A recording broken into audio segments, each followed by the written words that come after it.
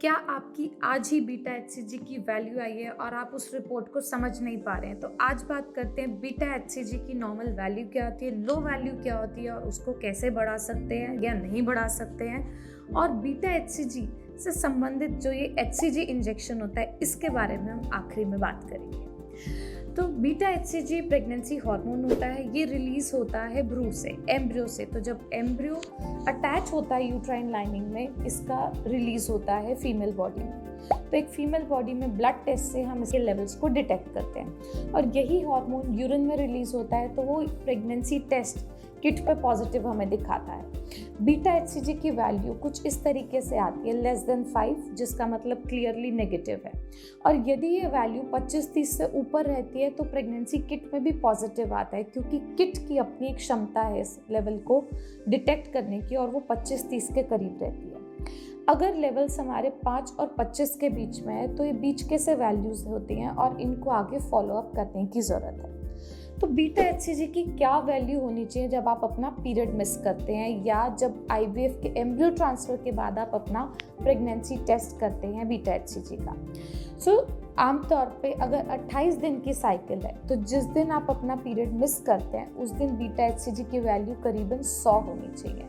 और ये जो 28 दिन की साइकिल है इसको हम 4 हफ्ते की प्रेगनेंसी मानते हैं, क्योंकि प्रेगनेंसी का काउंट शुरू होता है आपके आखिरी पीरियड के पहले दिन से, that is your LMP, last menstrual period. तो मान लीजिए आपका पीरियड आया 28 नवंबर को, तो अगर 28 दिसंबर को हो जाएंगे 30 दिन, तो अगर टेस्ट 26 दिसंबर को किया गया है और उसकी वैल्यू 100 से ऊपर है तो ये प्रेगनेंसी टेस्ट पॉजिटिव है, ये अच्छी वैल्यू है और आपके ऑलरेडी 4 हफ्ते प्रेगनेंसी के हो गए हैं।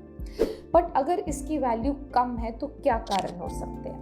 ये तब हो सकता है जब डिलेड कंसेप्शन हो, यानी आपको पता नहीं है आपकी साइकिल लेंथ कितनी है और प्रेगनेंसी कब ठहरी। तो उन केसेस में हो सकता है प्रेगनेंसी जो 28 नवंबर के हिसाब से हम बात कर रहे थे वो तब ना होके और लेट हुई हो कभी, तो उस केस में लेवल्स कम हो सकते हैं। सेकेंड कारण हो सकता है जो भ्रूण, जो एम्ब्रियो बना है बहुत हेल्दी ना हो, तो वो बहुत ज़्यादा मात्रा में एचसीजी हार्मोन नहीं रिलीज करता है, जिसकी वजह से लेवल्स कम हो सकते हैं। और तीसरा कारण होता है कि भ्रूण गलत जगह पे अटैच हो गया है। एम्ब्रियो इम्प्लांटेशन यूट्रस के अंदर वाली लेयर में, गर्भाशय में ना होके ट्यूब में, ओवरी में कहीं गलत जगह है, जिसकी वजह से इसका रिलीज सही नहीं हो रहा और लेवल्स कम है। तो कैसे पता कर सकते हैं इन तीनों में से कौन सी स्थिति है? हम बीटा एचसीजी की वैल्यू को एक दिन करवाने के बाद 48 घंटे पे रिपीट करते हैं फ्रॉम द सेम लैब। हम इसको जब रिपीट करेंगे, अगर हमें डबलिंग दिखती है, डबलिंग नहीं भी दिखे तो कम से कम 60% का अगर राइज दिखता है तो इसका मतलब ये बिल्कुल ठीक है। तो जो डिलेड कंसेप्शन के केसेस हैं उसमें बिल्कुल सटीक राइज आ जाएगा। जो एक्टोपिक प्रेगनेंसी है, यानी गलत जगह पे इम्प्लांटेशन है, उसमें भी राइज नहीं आता, और जो एम्ब्रियो हेल्दी नहीं है उसमें भी राइज नहीं आता। ये जो एम्ब्रियो हेल्दी नहीं है ये एक बायोकेमिकल प्रेगनेंसी की निशानी है, यानी प्रेगनेंसी आई बट प्रोबेबली वो इतनी हेल्दी नहीं थी कि एचसीजी के हार्मोन अच्छे से रिलीज कर सके।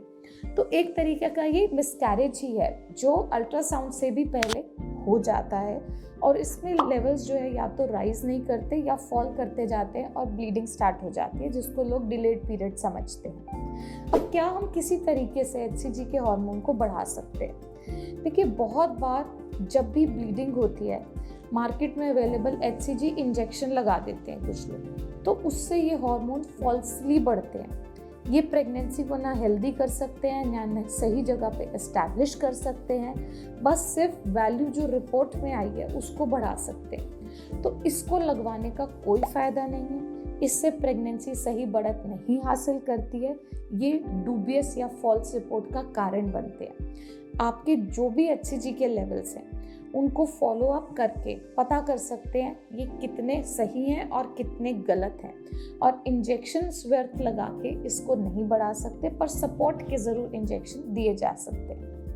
आपके और कोई भी डाउट है बीटा एचसीजी की रिपोर्ट से रिलेटेड कि क्या वैल्यू कितने वीक्स पे होनी चाहिए, हमें ज़रूर मैसेज करें, और इस वीडियो को लाइक करें अगर आपको अच्छी लगी, और हमारे चैनल को सब्सक्राइब करना ना भूलें, ताकि हम और ऐसी वीडियोस इन्फॉर्मेशन आपके लिए लेते हैं जो आपको प्रेगनेंसी होने में और प्रेगनेंसी अच्छे से कैरी करने में हेल्प कर सके। Thank you.